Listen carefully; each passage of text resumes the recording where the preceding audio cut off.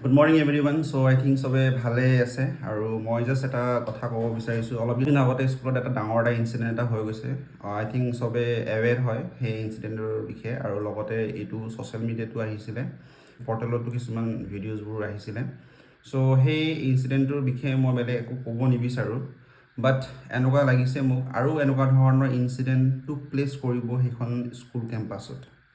এতিয়া বহুতে ভাবিব মই যিহেতুকে স্কুলৰ পৰা ওলাইছোঁ এইটো মানে স্কুলৰ বদনাম কৰিবৰ কাৰণে কৰিছে সেইটো হ'ব পাৰে চ' মই জাষ্ট এটা বস্তু ক্লিয়াৰ কৰিব বিচাৰিছোঁ যে এইটো মই কোৱা নাই মোক ৰিচেণ্টলি ইনচিডেণ্টটো হোৱাৰ পিছত আই থিংক 2 দিনমান বা 3 দিনমান পিছত মোক এটা ফোন আহিছিলে পেৰেণ্টছৰ পৰা ক্লাছ 2ৰ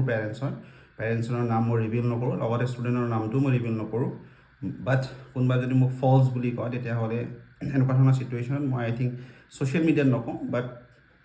যোনে মানে স্কুল অথৰিটি আছে তেওঁ যদি বিচাৰে মই ডেফিনেটলি এইটো ক'ব পাৰিম চ' তেওঁ ডাইৰেক্টলি মোক ফোন কৰি কৈছিলে যে মোৰ ষ্টুডেণ্টজন ক্লাছ 2ত পঢ়ে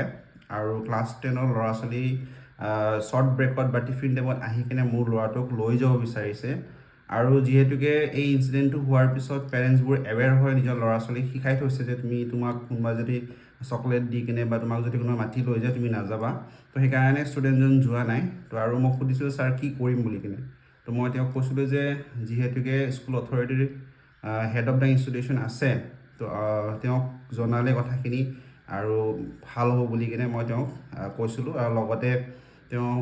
ক'লে যে হ'ব মই নেক্সট দিনা স্কুললৈ যাম আৰু এই কথাখিনি এৱেৰ কৰিম আৰু লগতে তেওঁ মোক বিচাৰিছিলে ফোন নম্বৰটো প্ৰিন্সিপালৰ মই দি দিছোঁ আৰু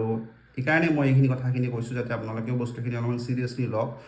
ইমানখিনি ডাঙৰ এটা ইনচিডেণ্ট হোৱাৰ পিছত এতিয়া ক'ব লাগিলে স্কুলৰ অথৰিটি এতিয়াও গা লৰা নাই আৰু মই ভাবোঁ স্কুলখন আৰু অলপ বেটাৰ কৰিবৰ কাৰণে ক'ৰবাত ন ক'ৰবাত আমাৰ যোনটো হেড অফ ইনষ্টিটিউশ্যন আছে তেওঁ টোটেলি ফেইলিয়াৰ কাৰণ আগতো স্কুলখন বেলেগে চলাইছিলে ভাল আছিলে কিছুমান মাজতে বেয়া হৈছে আৰু এতিয়াতো একদম ৱৰ্ষ্ট হৈ গৈছে চ' আই থিংক আৰু ভাল কৰিবৰ কাৰণে তেওঁ আই থিংক ইয়াৰ পৰা যোৱাটো বেটাৰ হ'ব আপোনালোকে কি ভাবে নাজানো মই আৰু তেওঁ যিহেতুকে হেড অফ দ্য ইনষ্টিটিউট হৈ গ'লে তেওঁ যদি ভালকৈ চলাব পৰা নাই তেওঁ ফেইলিয়াৰ হয় টোটেলি মই ক'ব পাৰোঁ আৰু ইভেন তেওঁৰ মুখতে মই কৈ থৈ আহিছোঁ যে আপুনি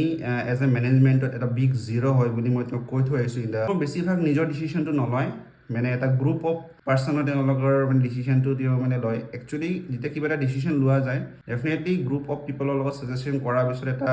মিটিং কৰাৰ পিছত তেওঁলোকে সেই ডিচিশ্যনত যাব লাগে আৰু লগতে মানে যোৱাৰ আগতো কমচে কম নিজৰ অলপমানতো মাথাটো ইউজ কৰিব লাগে যে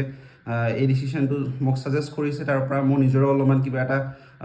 এড অন কৰি কিনে বস্তুখিনি কৰোঁ সেনেকুৱা ধৰণৰ এটা প্ৰেক্টিচেছ আনিব লাগিছিলে তেওঁ সেইবোৰ নকৰে জাষ্ট শুনে আৰু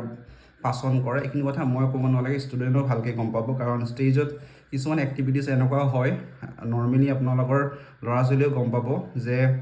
এই বস্তুটো তেওঁ নিজে কৰি আছে নে কোনোবা পিছত আহি কিনে কৈ আছে সেইখিনি কথা আপোনালোকে গম পাব